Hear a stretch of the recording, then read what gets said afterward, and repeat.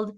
My next guest was recently named in the top 100 product marketing influencers in 2023 by Product Marketing Alliance, and is certainly a force to be reckoned with when it comes to developing innovative product strategies, making meaningful differences to customers, and driving business decisions based on data that always contribute to a company's bottom line. Here to talk about the data dilemma and many other things when it comes to marketing is Patrick Barbera, Director of Product Marketing at IntelyCare. Patrick, are you ready to get radically transparent with me? Yes, I am, Jen. Thanks for having me. Absolutely. It's my pleasure. And especially, I have a soft spot for product marketers because I personally think product marketers have possibly one of the hardest jobs in any organization. But I'm not going to share, too much. I want to pass the mic over your way. And I want to kick off with asking, what's keeping you up at night these days professionally? You mentioned, product marketing being a challenging job and just after experiencing this firsthand, I agree because, you're connected to so many things across the business and you're responsible for so many elements that are really business critical. What really keeps me up at night is the being able to measure activity that you're doing because, you can so quickly get distracted from company KPIs and the things that you really want to be focused on and get dragged away from that. But you want to be able to focus on measurable outcomes so that the activity and what you're investing in, results in something that's going to make value for the business. So that's sort of the thing, that balance between tracking to those KPIs and also responding to different things that come up day to day is always a challenge. Absolutely. I always remember I was speaking once to a CMO who had shared, the balance between kind of activity, outcome, right? And he had made this comparison between a jar and the big rocks with like the sand and like what are the little pebbles and how do you move the needle, but you have this jar filled with the big rocks and the small rocks, right? So as we're saying that, I always picture that jar. But I think you're spot on. And, something I want to dive into a little bit more, right? Out of all the research that I've done about your background, reading a little bit about you on LinkedIn, right? You've been coined a big system thinker. And I want to dive into that a little bit more because it's interesting to me to learn, right? What is, first of all, like big system thinker? We're going to get into that. But how are you Sure. empowering your team, right, to make a big impact, or maybe I should say the right impact as a product marketing leader with literally, I could say like copious amounts of data coming from every single Mhm. direction. And I swear every single day, like it's like another avenue of data coming right at A- us. Absolutely. Yeah. And just to like touch on like system thinking, I think it's like sort of another way to say, tracking the user journey, but then also looking at the whole user journey like a cohesive system. The journey, the teams that support users along that journey from like the top of the funnel to driving usage, and then layering in the KPIs along that journey as well. And building that out to be able to have that cohesive view. And because I think it's important to have that view to build consensus with everybody to say, okay, this is what our customers are going through. This is how we're supporting them. So really, just to take a step on like looking at things like a system, I think is really valuable. And then as far as like measuring data along with that system perspective of it, developing a data dashboard or a repository where data is going to automatically be fed to track the KPIs along that journey. So you can consistently refer to it easily without having to go to a spreadsheet and reformat it and import data and what have you. Being able to pair those things, the customer journey with the data about how those KPIs are performing. I think that empowers people because you have that central location as a consistent reference, and you're not reinventing the wheel every time. Yeah. So yeah, that's with all the different data points. I think it's important to know what to measure, but then being able to visualize it and access it in a meaningful way, I think is incredibly valuable. Yeah, I definitely can share in that pain, if you will. And I think that is key, right? Making sure that you have all of your data centralized. So it's like, even if you're right? Because all of us marketers, we're using tons and tons of tools. And if we can't centralize that data, or our systems aren't speaking to one another and we can't Yeah. see it in one place, it's really hard to understand the story coming from the data. So I'd agree with you that that's pretty key when it comes to just keeping everyone on point and understanding it, and like, for there's just so many data points, right? So best way to keep track for sure. So a quick one for you on this one though, right? So if you're bringing in all of your data into a single dashboard and centralizing it, right? What are you, when you're looking at that data, what are you looking for? What is jumping out to your eye? When do you go like, aha, right? That's the problem, or, oh, that's the solution. Yeah, absolutely. I think that, I think it's important when you're building that out to pick the right KPIs, because there's so many things to measure, because PMM or product marketing is just across the board in so many different parts of the business. So picking the right KPI. And I think there's that trap to say, oh, look at this number on the product usage. That means it's low. That means the product is, this feature is not valuable or what have you. But, just to look at the quantitative data and see that usage number versus having the qualitative data to inform the why this is happening, I think is super, super important. And I think together those things help you get to that aha moment, to say, okay, we need to take action on this or that, because together the two elements, and I think it's a challenge because doing that takes time. Bringing in that research to talk to customers, I think it needs to be a part of your daily routine or your weekly routine to talk to customers, to look at the information and merge the two, because together, the qualitative and quantitative is really what you need to do to bring actionable insights together. Yeah. Yeah. So in your opinion, then, what would you say, is the biggest data dilemma, if you will, product marketers are facing today? Yeah, I think it's really that the challenge is picking those right KPIs. Because you could look at something like how much is this PowerPoint being used by sales all day, but is that going to ladder up to the company KPIs that you really want to accomplish, address and drive forward? So, like I was saying before, it's all about that focus and retaining that focus and being flexible, of course. But yeah, I think the challenge is, like there's that book, Measure What Matters, is picking what matters that you need to measure. I think is something that there's so much potential to just go, instead of saying, okay, what's our target? The whole like ready, aim, or shoot, ready, aim, that kind of thing.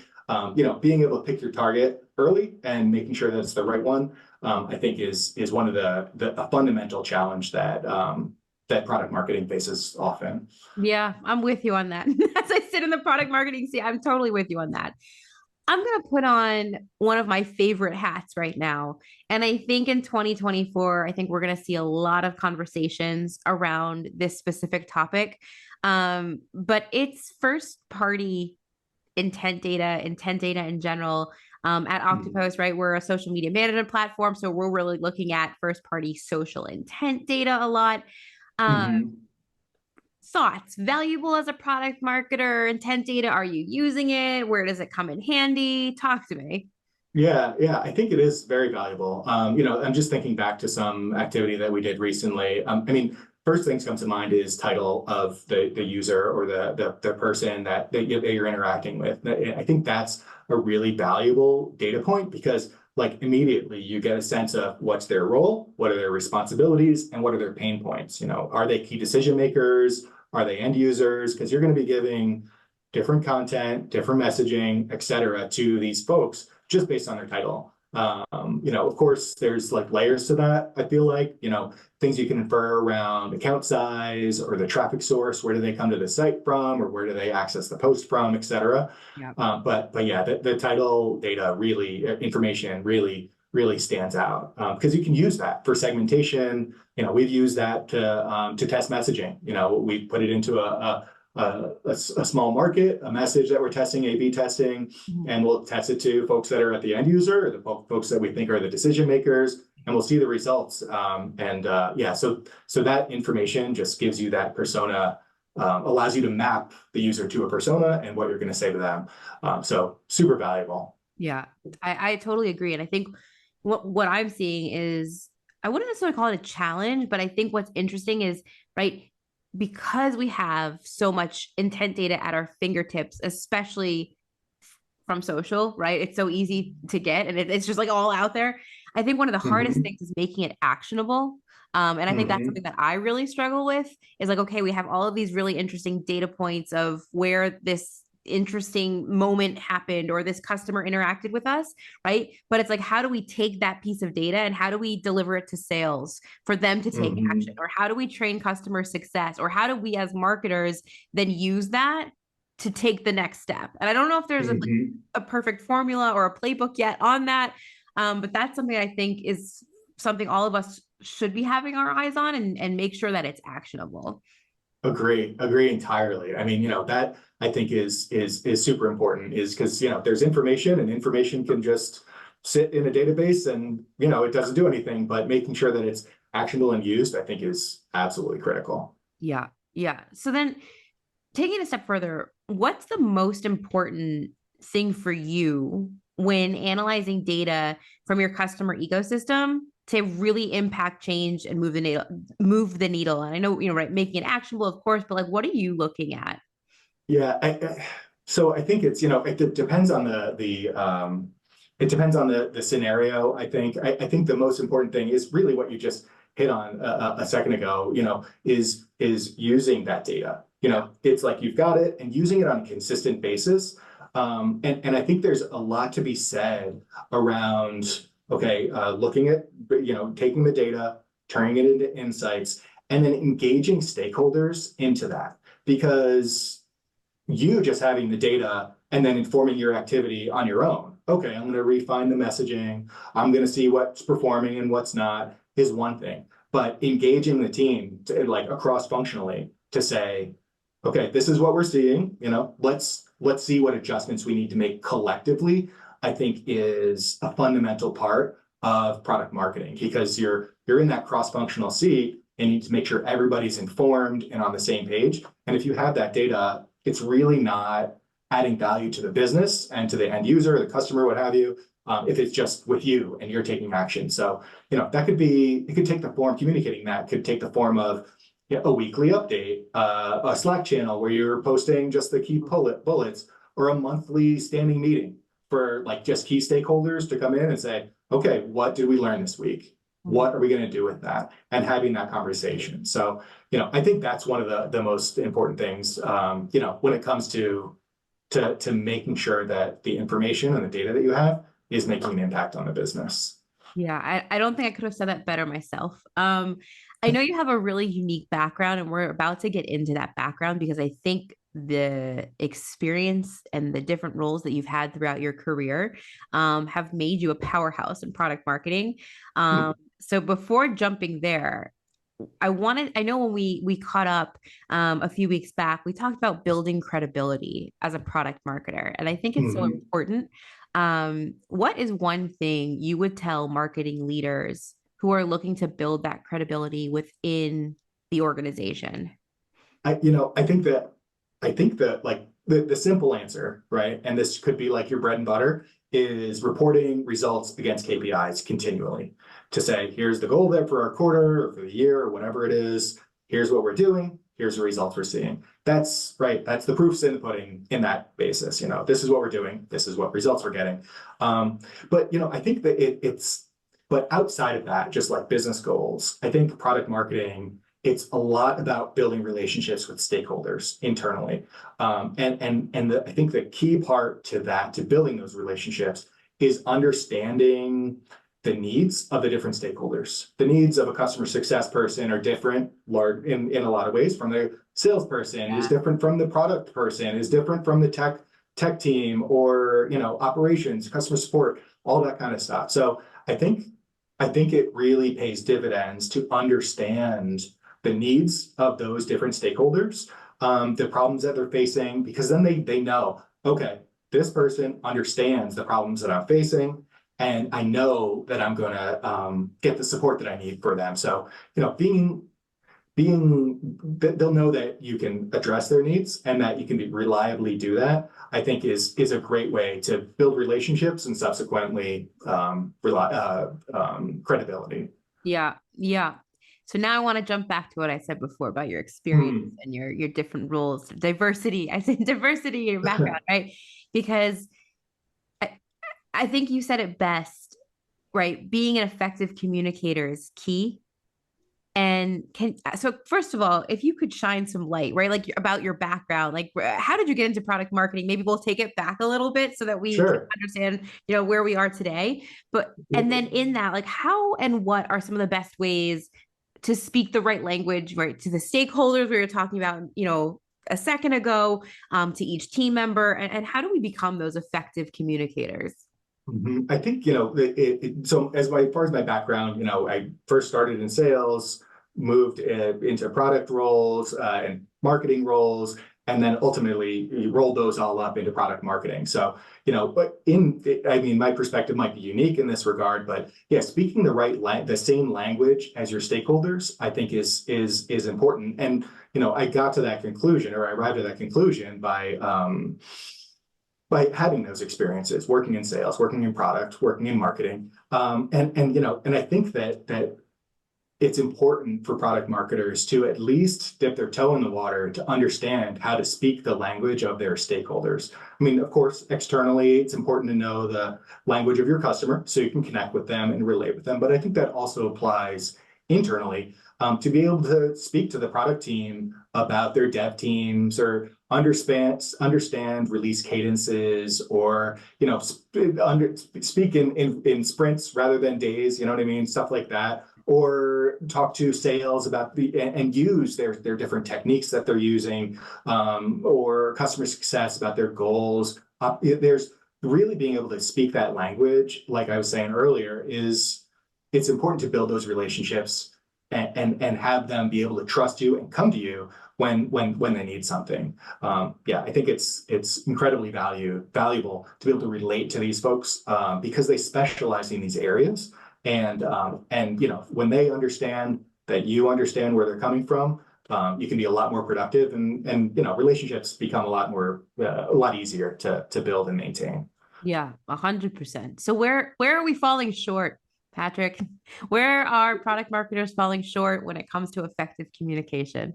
I think there's a lot of opportunity for us to fall short, because there's, like I keep saying, we're cross-functional. There's a lot of stakeholders, and it's, depending on the company type and the release cadence and the type of releases that are on the roadmap, it's challenging to know who needs to know what and when, because there might be a feature release that updates the way that our internal systems flag an account to the finance team that only the finance team needs to know.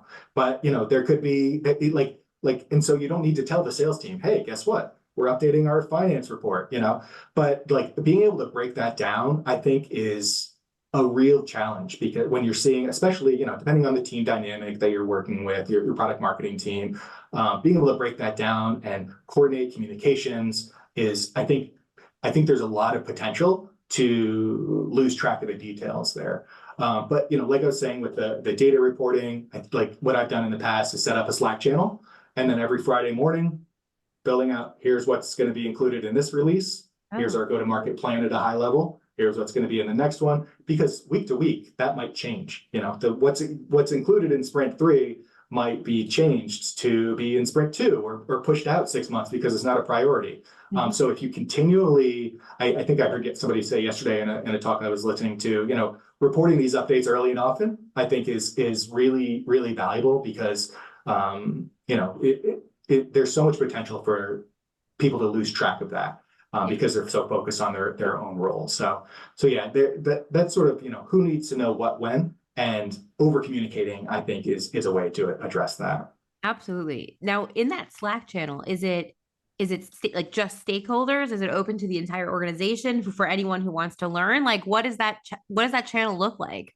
Yeah, I'll usually, in the past, a couple of different ways that I've done this is, like, I'll create a distribution list, PMM stakeholders, on, like, in Outlook, so I can just send an email and say, here's the update for the week, and I think it's important to do it consistently so that they know they can say, oh, I can refer to it each week as a report, but it also works in the Slack channel. And yeah, I think generally leaving it open for anybody to join in.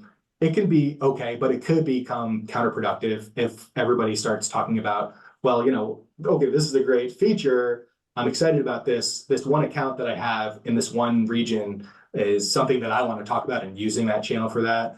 So I think you have to use a little bit of discretion on what the conversation looks like in that channel. I mean, another solution for that could be setting up a Confluence page and then updating that and then just linking out to the Confluence page in a communication to help reduce that and keep the conversation focused. But yeah, I think it depends, but probably keeping it not to everybody necessarily, but is probably a good practice. Yeah, yeah, because we're always on the lookout for, what I agree with you, by the way, like over communication is totally my style. And I think it's better to over communicate than under communicate. But it also, I think sometimes, like you said, right, you're constantly communicating, it can be counterproductive. Maybe someone's going to get stuck on a little detail that maybe that's not really relevant for them, or it's going to change in a week. So I definitely, it's interesting about this. I like the idea about the Slack channel. So I'm like in my head, I'm like now brewing that to see how we can bring that over to what we do. Yeah. So with that being said, I want to thank you for joining us, first of all, No, and thank you for having me. sharing all of Thank your you. knowledge. I love to conclude the show with a question that was originally asked by LinkedIn CEO, I think like back in 2012 when he would finish leading meetings or like town hall meetings. But I think it's so interesting. So I'm going to throw it at you. What Yeah. is something that you can share about yourself that we cannot learn about you from your LinkedIn profile? You know, yeah, I mean, that's a great question.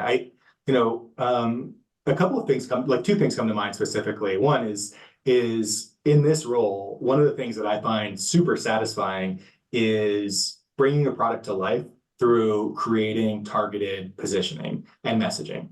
It's just a feature or it's just a product, but when you can synthesize all the information that you've gotten around the competitive landscape and the persona and the product and the feature itself and how it works and boil it down to 20 words, right? A tagline and a brief story. It's just so satisfying that I really enjoy that. It's one of the elements that I think can really be overlooked because everybody's like, okay, let's just keep going and pushing. But I think it's valuable to take time on it, and I really love it. And the other thing is around team camaraderie. I think somebody once told me, you spend a lot of time with the people you work with. You spend every day, sometimes more than your family in a lot of instances, So you might as well focus on building those relationships, having a good time. And I think this can manifest as like team names, mascots, building like those sort of inside jokes and because it